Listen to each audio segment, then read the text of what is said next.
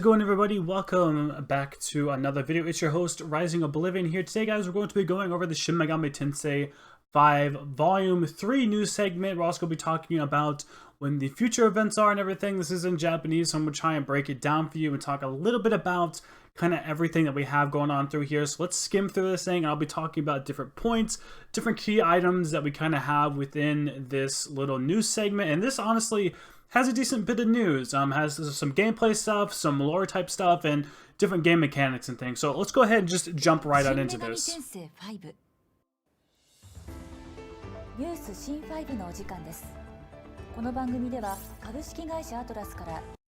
And I believe this is the same person that we've seen every single time, and they're just going to talk about when the game releases, of course. 新女神転生5についての情報を私松沢千明がお伝えいたします。I believe most of this is just talking about the game. But the first thing that they talk about here is actually pretty interesting. So this is talking a little bit about the, basically 4 different main gods which come from different sort of mythologies, which is interesting. So this is the whole Bethel dude here, the guy who's our kind of connection here. And of course we got Protag here with us, but this is the 4 main gods, or I guess 5. I guess the one up here is sort of differently, or maybe the one that's sort of represented through us. Maybe this is kind of like Japan's or whatever, but we have 4 different gods from different types of mythology, which is pretty interesting. This guy, of course, being Egypt. We get a bit of his voice, which is pretty cool. So Khonsu, which is going to be the basically Egypt sort of god or whatever. This man here is the Indian god.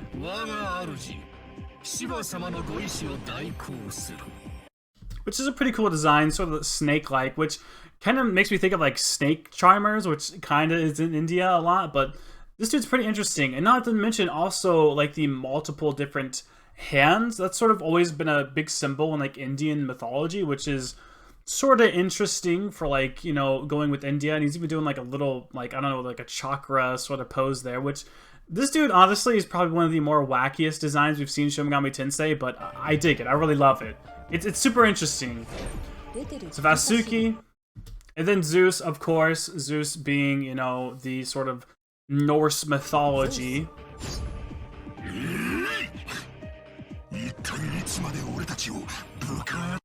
Which he has a Danganronpa sort of thing going on here with the black and the white on each side, but it's interesting. I like this. I like this. Or no, Odin's Norse. Never mind, sorry. Greek would have been the other one there, but we have Odin here, which Odin does have the one thing on the eye, and Odin's design looks different here compared to other things like SMT3. So a lot of the characters like Odin, Loki, and Thor, they've all had pretty big changes to design, but this is the Shin Megami Tensei 5 Odin basically. Which he kind of has the SMT5 color scheme with the gold and everything else, but there's Odin pretty much. One of the most longest reoccurring characters, I guess you could say, for Shin Megami Tensei. But I think what we have here is the 4 different gods that we talk to, and then the one that sort of represents us, which is sort of that lady, the golden lady there, which I think she's sort of more on our side. But something that might determine these sort of endings for Shin Megami Tensei 5 might be based off of what we do with these gods and who these gods sort of go towards. I know I draw a lot of parallels to SMT3, but SMT3 kind of did that. There was different gods, and based off of these different gods, if you try and work with them, you get a different ending for the game. Or maybe one of your friends sort of has ties to a certain god, and that determines some of the ending for the game. So basically those different gods there, the different mythologies, might determine a lot of different things for the story and how the game plays out and whatnot. So then here is the second segment, which is going to be about overworld gameplay. So while we're in Dahat, it's going to explain a lot of the different mechanics that we have here, which is interesting. And first off, these landscapes look so freaking good. I'm so happy with how this game turned out. Look at this. It looks so beautiful. You have deserty places, all kinds of places. It just looks so good. And this here is actually a save spot. But it looks like you can also go and try and buy things as well. So this is kind of like our vendor, basically. This little guy here, Gustav. So this is where we're going to spend most of our maca and stuff like that. We're going to be spending it on this dude here, which, man, he has quite the design. We're gonna have to get used to seeing this naked skeleton man, I guess. And it also talks about these little dudes, which I believe these little guys are how we actually spend our glory and get the miracles in the game. So that's sort of like SMT5's secondary currency is the miracles and stuff. It looks like these little dudes is actually where we go and spend our glory to get these miracles. But the thing is, these dudes are not like the other dude we had seen there, the Gustav dude, which is, you know, kind of going to be like our dude we just constantly buy stuff from. These dudes are actually spread all throughout the game, and they're kind of hidden in certain places, but it looks like maybe by finding them or talking to them, they actually maybe do more for us. Like, finding more of them might be better. So basically, we kind of see the two different places here, basically, where we're going to be buying stuff and purchasing stuff, and right there you can sort of see it, the glory, and it adds to the total there. So for finding this guy, we got +5 glory, but I think we also can buy things from them and talk to them about the glory and stuff like that. And of course, the vending machine. Which, you know, the vending machine's kind of self-explanatory. You get healing items and basically in-game items for that, which is good. But here is another really cool point here as well. You can collect HP, MP points and stuff on the ground by different orbs and stuff, which is interesting because a lot of times you just had to either use like a healing item or something like that to heal up, you know? And I guess there's also items and maybe different skills you can find. And the Mitamas are back, which is good. This bit of gameplay here, they talk about basically if you see the Mitama, to fight it immediately because it can give you different items and things like that from fighting the Mitamas. And there's like a little demonstration, I guess, of it right there. And this is another interesting thing here. So there's going to be these big red sort of like portals or rips within the world, and if you go and fight them, you get extra stuff, which is kind of cool because I think these are going to be random. I don't think they're going to be placed in certain spots. There's like random overworld events that you can go to get more demons, maca, basically just extra goodies by doing these basically like high-level portals where demons are going to traverse through. Which is interesting because that can make the gameplay seem a little more interesting. You know, you're not just running around fighting just basic demons that you just run into, but I like to think, you know, different stuff like that is good. But here's another character which is going to be kind of like our nav for the game.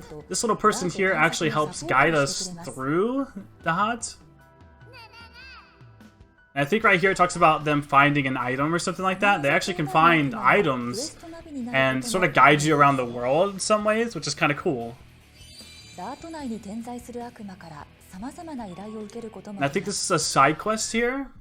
This little dude's asking for a life stone. If you give it to him, it'll trade. And it kind of goes as like a little side quest. So I think these, you know, demons and stuff like that we can find randomly throughout the overworld. We can actually do little side quests and stuff for, which is cool. I'm glad this game has this. It looks like one of the big things that I was wanting for this game is better overworld like exploration and stuff like that. And being able to find the orbs on the ground, finding the, you know, glory for miracles, these little side quests here, the portals, stuff like that, little mysteries and things that you can find in this game. It looks like they put a big emphasis on making sure that the overworld has a lot of stuff that you can do that isn't just battling. There's a lot of different things that you can walk around and do. You don't have to stick to just doing one thing constantly, which is just fighting and pushing for the story. You can actually take your time and sort of explore the world for different things. Let's move on over to what they're going to be talking about next, which I think is a very big thing that a lot of people are wondering about, is the different difficulties for this game. So there is a casual, normal, and hard mode. Hard, basically, you just have less health, there's more limitations and stuff like that. And she goes on to talk about how if you choose the hard mode, you can go down at any point, but however, you cannot go up to hard mode. Maybe you can switch between casual to normal, but you cannot switch from normal back to hard if you started on hard. So if you're playing the game on hard, you have to stick with it. If you go down, that's okay, but you can just not go back up in difficulty. But then she goes on to talk about how they're actually adding another game mode because of, I think, popular demand is what they were talking about. They're going to be adding a DLC safety mode, which is even easier than easy. So we're going to have, well, it's not easy, I guess it's casual. We have safety mode, casual, normal, and hard. Obviously hard is sort of self-explanatory. Normal, self-explanatory. Easy basically just gives you more health, things like that. Battles a little bit easier. But it looks like this safety mode might just flat out make it to where you can't even die in battles and things like that. It's sort of just more of like a movie experience. You don't have to worry about losing in any battles. Boss fights are probably a lot easier. Different gameplay mechanics have probably changed in it as well. Maybe you can't run out of MP, maybe you can't run out of health, certain things like that. The safety mode is going to be DLC, so it looks like they never originally planned for this to be a thing, but I think the community talked about it enough to where they decided to actually put this in. But this is not unheard of, because this also is what happened with SMT3. It also got a DLC which allowed you to play the game on an even easier mode, and this isn't just for the West. This is for just the game in general, for the whole globe, the international release. There's going to be the DLC for the safety mode. For those who, I guess, really need it, I think I'm going to be playing the game on normal, but you know what? You enjoy the game how you want to enjoy it. I'm not going to judge you. It's whatever, man. And the last bit of stuff they kind of have here is just talking about different just different retailers selling different things for this game. So that's kind of all we have here in terms of all this stuff. Of course, we'll go over all this here in a second, but basically that's kind of what we have here. It talks about the 4 kind of main gods that are going to be sort of from the different mythologies that we're going to be talking about. So it was like Egypt, Norse, Greek, and then of course we have the I can't believe I blanked on that, India. So basically those are going to be the 4 different big mythologies we're going to see through the game. So it wouldn't surprise me if a lot of the other just regular demons within the game are going to be taking a lot of inspiration from just those 4 sort of mythologies in general, basically. And you can even see this is like a little bit of the art of the cover, and it makes a lot more sense as to what we are seeing here. That's one of the gods, that's one of them there, that's the Nav, which is the little person that we see there, and of course the Joka girl, whatever, she seems like to be playing a big part with the guy who kind of looks like Raidu or whatever. So the game's cover actually makes a whole lot more sense as to why this is all there. The main gods are there, one of the main sort of, I guess, antagonists, it seems like she's on the cover too, and of course the Nav that we sort of have there. And I think this is just a different beast who's kind of just a different demon. So the cover of the game, basically we have somewhat of a synopsis basically of each character that we kind of see on there. Of course, we also know main character as well. So it looks like we're going to be exploring those 4 mythologies. They've already kind of done a lot of Greek and a lot of Norse and stuff in general, and Egypt, but the Indian stuff I think is going to be cool. It looks like we're going to have some more representation from basically them as well, and of course Japanese mythology. So those 5 big mythologies are probably going to be what we see a lot of the demons from this game sort of coming up from. Moving on, we have gameplay stuff there. We're going to be able to find different HP orbs, MP orbs, of course save spots. There's going to be places we can spend the Maka, but also the little dudes that we can find who are going to be giving us the glory, which we can then use to buy miracles, which basically give you big other boosts and stuff like that. I think it's similar to what Josie was in Persona 5 Royal. The little dude you could find the flowers for, and he would actually give you little boosts. You could buy certain items, but you could also boost like how much XP you got from battle, how much you got this, and being able to buy different moves as well is what it looks like SMT5 is actually going to do for us. So we can use that overworld stuff not only to just make us stronger, but we can actually buy items and things like that to also aid us in the game through the second currency, which is going to be that glory, which gives us the miracles. So we have Maka, the glory, we can spend stuff on that, in world orbs and stuff like that to bring up our HP and things. And then of course we also have the brand new sort of demon portal, which is going to give us a boost when it comes to fighting demons and stuff like that. We have the safety difficulty DLC, which is going to be coming out for the game, and I believe it's going to be free. I'd imagine it would be free. It's just a difficulty. It's probably going to be 3. I think SMT3's was also free, so we're going to have that as well. Of course, then also casual, normal, and hard difficulty for the game. Something I'm kind of curious about here is whether or not we're going to even see maybe something like a merciless mode, because during this little trailer here, I guess this is not a trailer, it's so much just like an information video, but during this little information video here, when she's talking about it in Japanese, if you translate it, she actually says that is what the game is going to start you with. It might end up being a case where if you beat the game on any of the different difficulties, you might end up unlocking a merciless mode after you beat the game. And a lot of these games end up doing something like that. A lot of JRPGs kind of do that, where they give you the hardest difficulty possible for the game after you completely, at least went through one run of the game. So we might end up seeing that as well. So this game might end up having like 5 different difficulty modes by the time we, either finish the game and have the DLC and stuff like that. So that's kind of interesting. For the most part, when it comes to the game itself, that sort of wraps up this whole thing. But it looks like we have some different stuff here from other retailers. A lot of what is left in here is just stuff from retailers. So we have some stamps here, different things. This is from Amazon, I guess. Some of the stuff doesn't make sense if you live in only certain parts of the world. It's not going to do anything. I don't even want to know what the fuck this is, to be honest with you. It's something on YouTube. I don't even know, man. I don't even know.